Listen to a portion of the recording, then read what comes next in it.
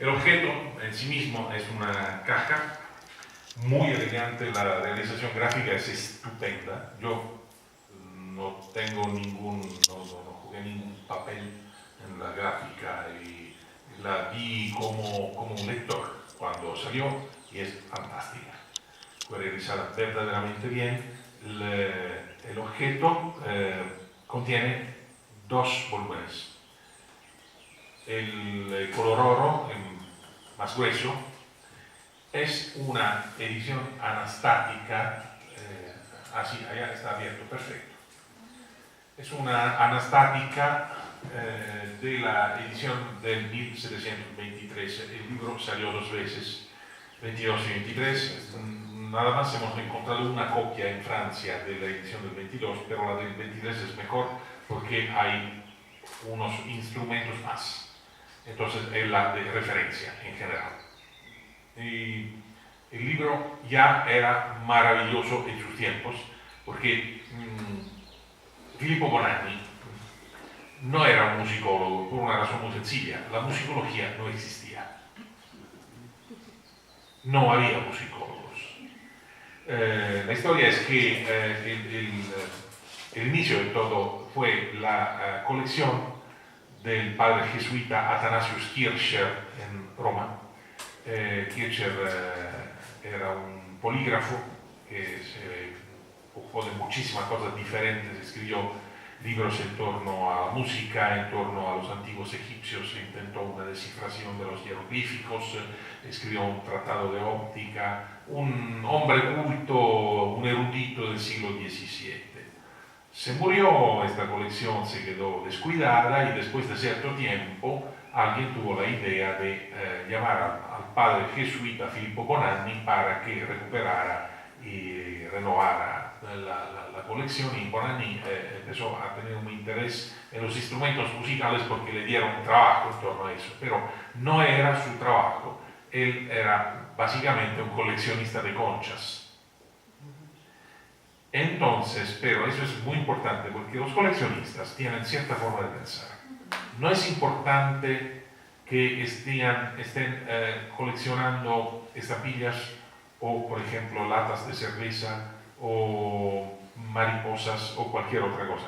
El coleccionista tiene una forma mentis de catalogar todo y regrupar de forma lógica las cosas que tiene que coleccionar para que formen series, secuencias, juegos coherentes. Entonces, el padre Bonanni se inventó, organólogo, inventó una disciplina que ni tenía un nombre, porque simplemente utilizó sus categorías mentales que eran buenas para las conchas, para estudiar los instrumentos y regruparlos y describirlos. Escribió este libro a finales de su vida, tenía 80 y pico años cuando lo escribió, lo que era una edad increíble en esa época, era verdaderamente venerable. Lo que explica unos problemas que hay en el libro mismo. El libro fue publicado dos veces, la segunda edición un año después de la primera, lo que significa que probablemente la primera había sido vendida como bocadillos, aunque hoy en día no se encuentre. Y también el resultado fue que, como Bonanni era jesuita, otros jesuitas en el mundo supieron de su búsqueda y de su trabajo y le dijeron: mira, acá en China tenemos un instrumento así, y se lo enviaban o con un dibujo o el original o lo que fuese. Entonces la segunda edición contiene todo lo que se añadió porque la internet mundial de los jesuitas del siglo XVIII, que era extremadamente poderosa y bien organizada, le envió informes de los 4 rincones del globo. Es decir, no se conoce otro libro de asuntos musicales del siglo XVIII, y también estaría en dificultad en decir un título del siglo XIX, quizá Fétis, pero no estoy seguro, que hable de la música, o en este caso de los instrumentos, de África del Sur, de Amazonas, de Florida, de China, de Malasia, regiones que son tratadas como si él estuviera hablando de la música europea y de los instrumentos europeos. Es decir, no hay ninguna idea que lo europeo es más importante. Los instrumentos son tratados a nivel igual y el tratamiento siempre es igual, es decir, por cada instrumento hay un pequeño artículo del padre Bonanni que recoge la información disponible que es contemporánea, es su descripción del instrumento mismo, de lo que él ha visto, o también incluye citas de autoridades del pasado. Estamos en el siglo XVIII, pero Bonanni era un hombre del siglo XVII. Entonces, para él, si la Biblia habla de ese instrumento o Ovidio habla de ese instrumento, se tiene que citar que son autoridades. Él recoge las autoridades existentes en torno a cada instrumento. Y luego hay un dibujo que es una lámina, realizado con una lámina de cobre, por un artista que tiene un paso particular en la historia de la música italiana, porque se llama Van Westerhout, era holandés, pero de una familia que se quedó en Italia, y su tataranieto fue un compositor italiano de finales del siglo XIX, Niccolò Van Westerhout. Estas láminas siempre muestran no el puro instrumento como si fuera esta botella encima de la mesa, sino siempre el instrumento en las manos de quien lo está tocando. Entonces siempre se ve si está así, si está así, si está así, si los dedos se mueven de una mano, de la otra, de las dos, y cómo se toma y cómo se agarra. Y entonces contiene un sinfín de informaciones, muchas de las cuales salen nada más de esta fuente. Por eso es un libro que circuló por todo el mundo, porque aunque no hubo traducciones, sino una en francés, si bien me acuerdo, pero, por ejemplo, hemos encontrado una copia en Alemania que está digitalizada, que ha sido útil porque había páginas manchadas en la copia de Puebla y se pudo utilizar la otra, porque estaba en todo el mundo, porque básicamente ni se necesita leer lo que está escrito en italiano. Las láminas eran una fuente de información por sí mismas, sin necesidad de traducirlo. Por eso fue un libro extremadamente importante, extremadamente conocido. Es el primer libro de organología que tenga elementos de modernidad. El hecho mismo que existiera una copia en Puebla demuestra todo lo que estoy diciendo. Pero nunca se había traducido al castellano, por lo menos nunca hemos encontrado prueba que haya existido una traducción al castellano.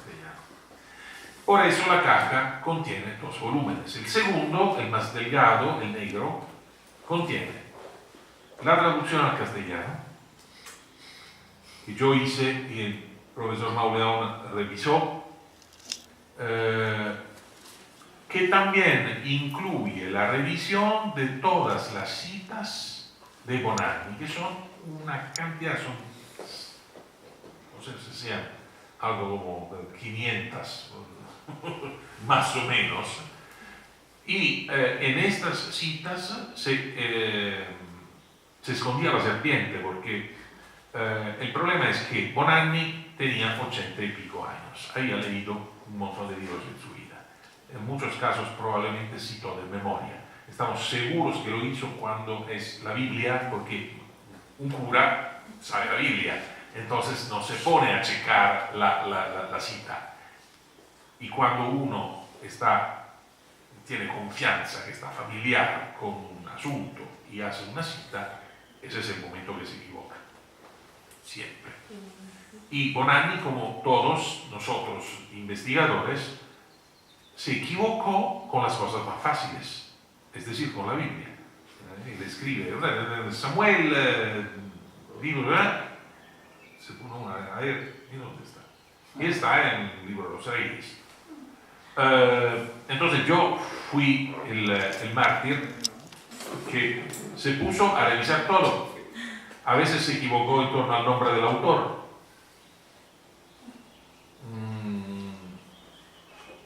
Hay una pequeña poesía en italiano de un poeta llamado indicado como mantovano porque natural de Mantua, y como es una égloga, todos pensaron que el mantovano fuese Virgilio, y no, es este poeta diferente, un poeta barroco.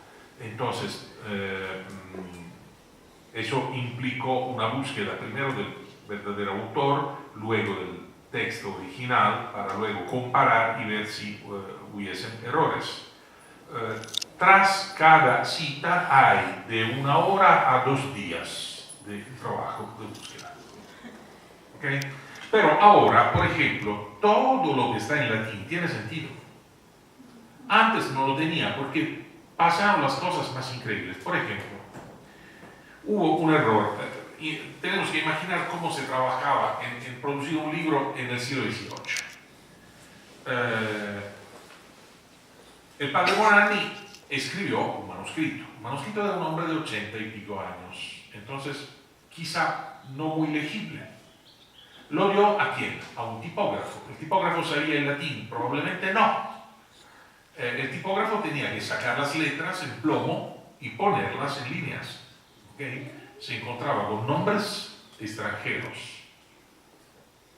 Un nombre citado de un viajero del norte de Europa es un nombre que estaba escrito Volkward Huerska. No existe ninguna persona que se llame así. Y eso ha pasado por siglos. Se ha dado por seguro que existiera un libro escrito por un señor Volkward Huerska. Huerska, el apellido Huerska contenía 6 o 7 errores, porque el verdadero apellido era Iversen. Si checa uno letra por letra, se da cuenta de cómo pasó que descifraron mal, pero eso se entiende después. 2 días de trabajo para encontrar al señor Iversen.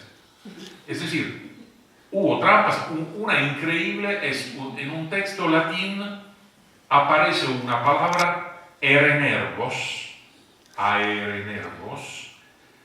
que ha desatado un sinfín de comentarios entre eruditos para discutir de qué estuviese hablando Bonanni. Y la respuesta es de nada, porque esa palabra no existe.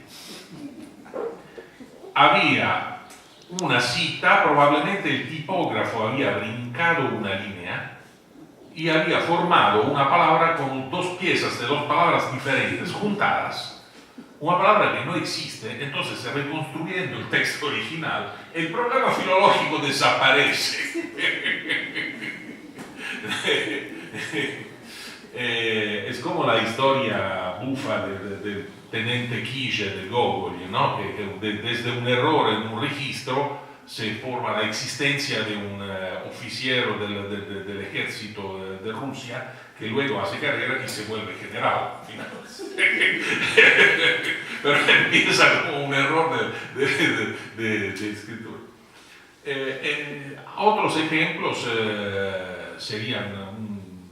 podrían ser citados hasta medianoche, pero la verdad es que ahora existe no simplemente una traducción al castellano, sino una edición limpia.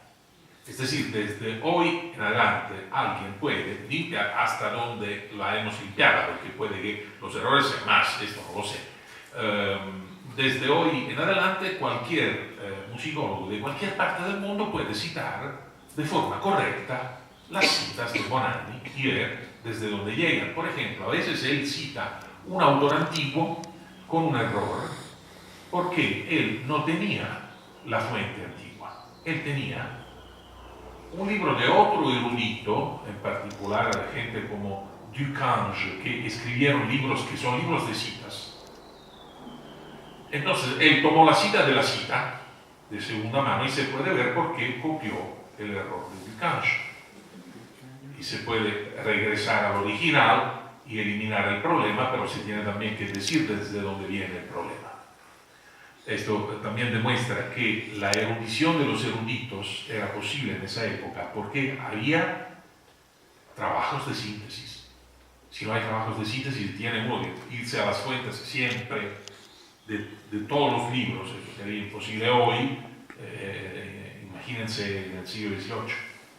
Luego, siempre en el volumen negro, con la traducción al castellano moderno, hay nuestra introducción que explica una de esas cosas, hay otros ensayos, como el de la profesora Cristina Bordas,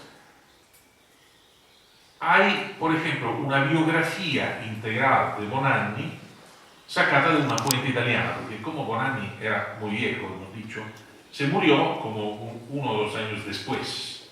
Y cuando se murió, apareció una biografía muy larga y detallada en una fuente importante que se llama Giornale dei Letterati d'Italia, que hemos recuperado, el profesor Mauleón la encontró, yo la traducí, y por lo tanto sabemos bastante bien quién fue Bonanni. Lo que hizo en su vida fue una vida increíble, un poco picaresca también. Y eso ayuda a comprender mejor el esfuerzo que hizo en el contexto de su época, como hombre que es como un puente entre la erudición barroca y la aspiración enciclopédica del siglo XVIII. Él nació en el XVII y murió en el XVIII. Entonces es hombre entre 2 siglos. Y esto probablemente es el elemento más interesante de su contribución. Gracias.